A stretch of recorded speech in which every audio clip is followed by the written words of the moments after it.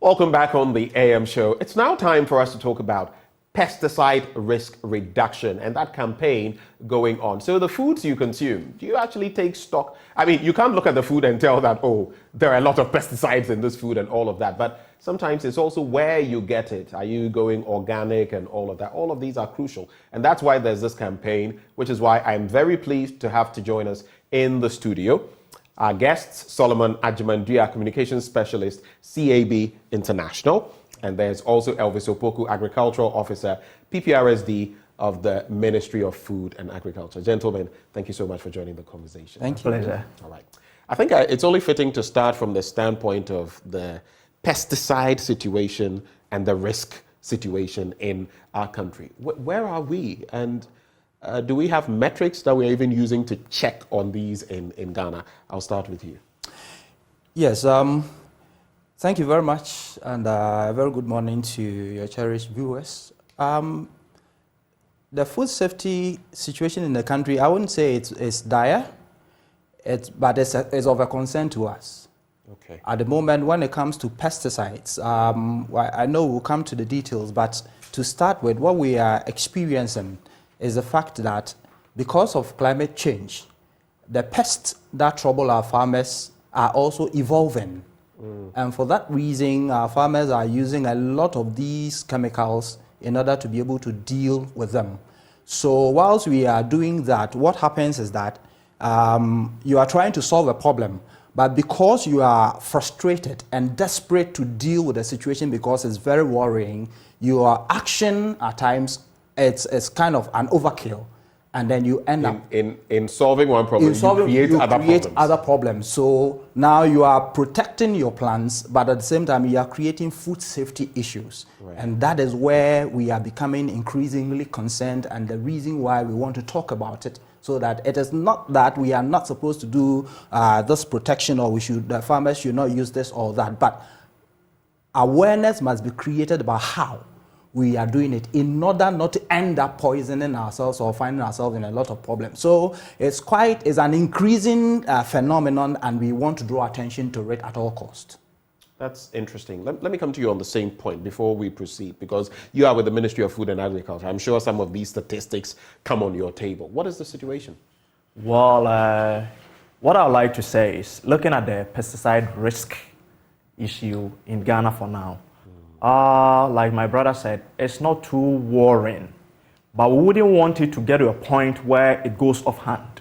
Yes, so with a little research that has been conducted and the feedback that we are getting, it's like farmers, in the quest of protecting their crops, like my brother said, they end up using more than necessary, which ends up leaving residues in the kind of food that we have on the market.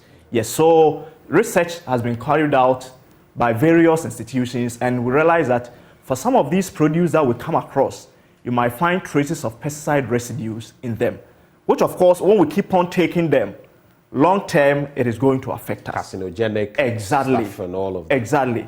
And we wouldn't want to get to that point where we might have to even spend more on health and other things. And that is why we are starting with the issue now. And I have seen, for example, I remember there was this bit in our news, a long time ago, many months, it could be last year, where watermelons, for example, you would have the people spraying directly on them. So the farmer doesn't want to run into losses. So they would spray directly on them. They look mature on the outside, but you cut them open and you realize that they are not. But they've sprayed on them, you've bought them, you eat them, you are consuming high levels of certain chemicals that your body does not need. You don't need to ingest, and end result, you could be consuming sickness. Exactly. I'm not saying all watermelon, no one should take me for, but we've seen these in the system as well, which is what brings me to my next question then. So why then this pesticide risk reduction campaign? What's the rationale behind it? Right. So as we have just indicated, it means that we must take the steps now in order for all stakeholders involved to begin to look at the situation holistically. What should each actor do?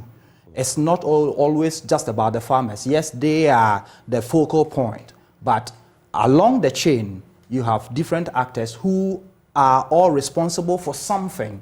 So when we come to farmers, yes, we know what to tell the farmers. when we come to traders. Because you rightly mentioned that anyone along the chain has a certain interest that they are doing or they are protecting. So the farmer would not want to run into losses. And with a situation where they are looking at traders coming to them and telling them that, yes, we need your produce to be of a certain standard, to be of a certain quality, and then they get to ask our agro input dealers that what can I do to make sure that this tomato or this watermelon is very reddish and looks appealing. Right. Then they begin to advise, okay, when you put this substance on it, it will look like the way you want it to look like. And he wanting to get his profit, he wanting to get everything that he invested into the production, will go in for it without thinking about the public health implications. And at times it's worrying to note that when you ask some of them, they will tell you that we know this is not good, but our hands are tied because we have invested into it. At times they are worried by erratic rainfall, at times these pests and diseases, and for that matter, it means that whatever much they put in, they must try all ways and means to recoup it. And but that is actually criminal.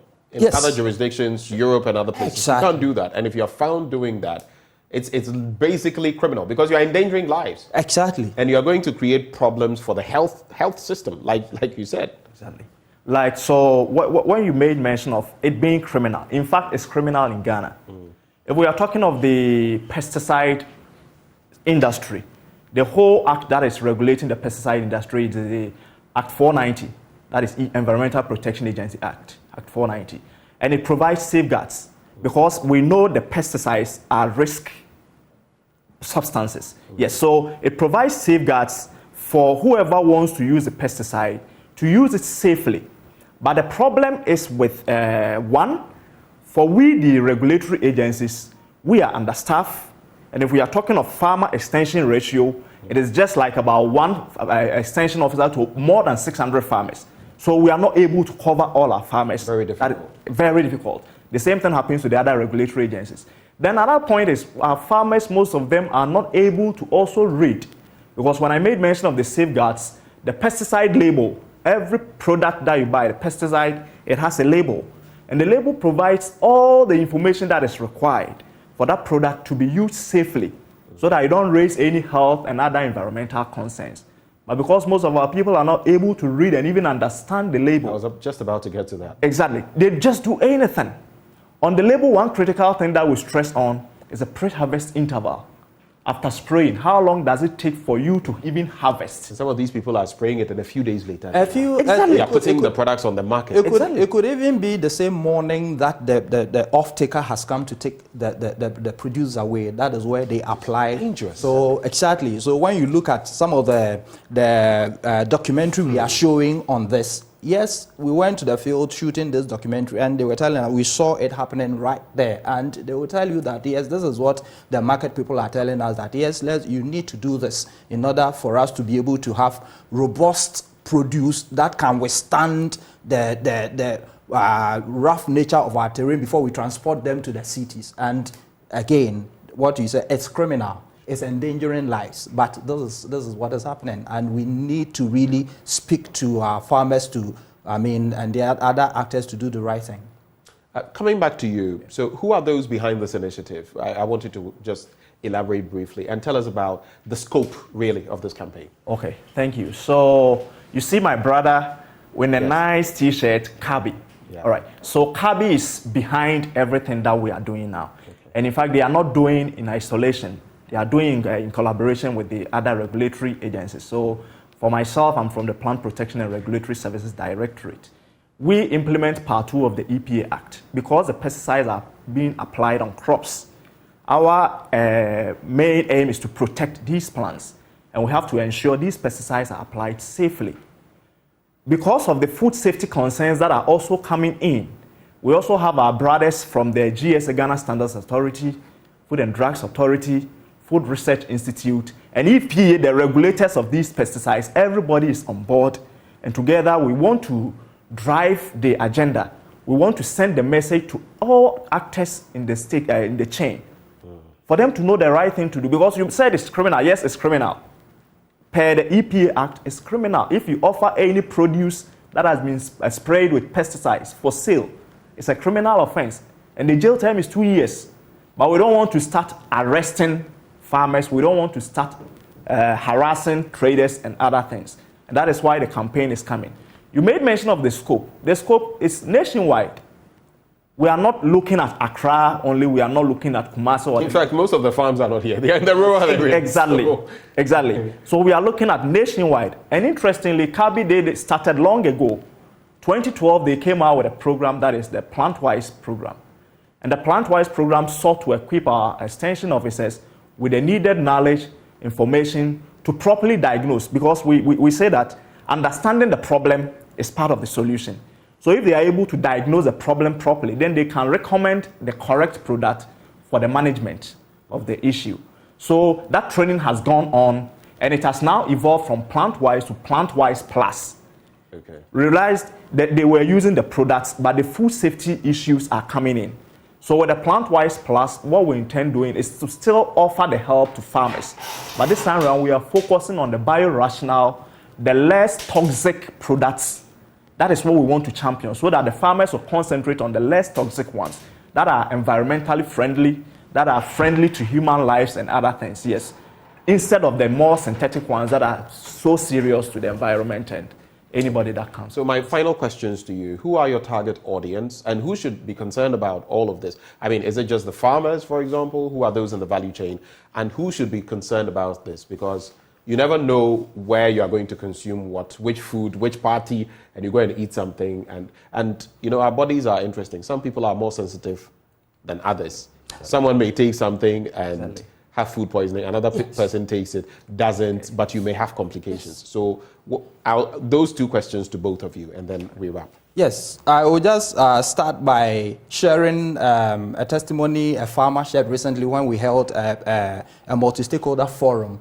He said that he's a vegetable producer. He produces cabbage. Initially, yes, he was using a lot of pesticides. Then one day somebody told him that, you know that these things you're applying on your cabbage, you are doing it here in this town, but it may end up in your brother's home in Accra.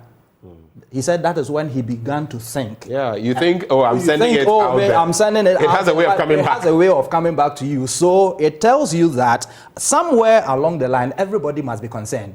So pesticide risk reduction, we have termed this particular campaign as everybody's business. So we have, you asked about the actors. We are targeting the farmers down there. Next to them, you have the input dealers, because they are next to the farmers and they are the people who the farmers go to first to get information when they are having trouble. They are close, even closer to them than the extension officers. So from the farmers, you are targeting the input dealers who supply them or give them advice on these things. Then we are also targeting the extension and agric officers. You rightly mentioned that the farms are not here in Accra, but the decision makers are here. The regulators are here. So we, along the chain, it means that everybody must be aware of the problem so that we begin to play our roles the way we should play them. So from farmer to input dealer to the regulator to traders who bring the produce from the farms to the bigger market centers, consumption centers, and then even looking at the final consumers, because we also have a role to play. When you rightly said at the beginning of this discussion that when we begin to find the right places to get the right things, when we begin to demand for safer food, then the producers down there will be forced to do the right things by following certain standards. So it is cutting across to target each and every one of these actors: farmers, input suppliers, traders, regulators, and then even the farmer, the final consumer. Thank you very much. You have the final word. Yeah, thank you. So what I would like to add is we need all hands on deck, seriously, because I was looking at the word death, D-E-A-T-H, death. So we take the D out, which is the death, dying 6 feet down. You go down the grave. The H is health. In between is E-A-T, eat. So it's two things. Whatever we are consuming is either we are consuming for health or we are consuming for death. And if all stakeholders do have this at the back of our minds, then we'll be able to push forward for the right things to be done. And I'm happy that the action has started already. And we've started together with FDA tracing back the kind of produce that these aggregators do sell on the market. And all that we are trying to also tell everybody is, see something, when you see something, you say something. Yes, you went to the market, you bought something. Consuming it, at the end of the day, you had complications. Don't leave it there. Report to any regulatory officer, or you can go back to the aggregator to find out where those things were from. And we can track back and see where the issue is. And it even reminds me to something, maybe not, it's a tangential issue, but for example, when we had, is it Sudan four died in your Zumi, you think you are consuming, they've put it in it to make it look red. Exactly. But chemicals on Kwa, you are killing yourself. And it's carcinogenic as well. Yes. So let's all see something, say something. Exactly. And it's all about the risk reduction when it comes to pesticides as well. I'm so grateful, gentlemen, that you've taken the time to join us. Those who joined us for this conversation, Solomon Ajimandria, Communications Specialist, CAB International, or CAB International, or CABI, like Elvis would put it, and Elvis Opoku, Agricultural Officer, PPRSD, at the Ministry of Food and Agriculture. Once more, we're grateful for this campaign and for educating us. Thank you for having us. All right, so we move on to the next one. We'll be right back after the break with more.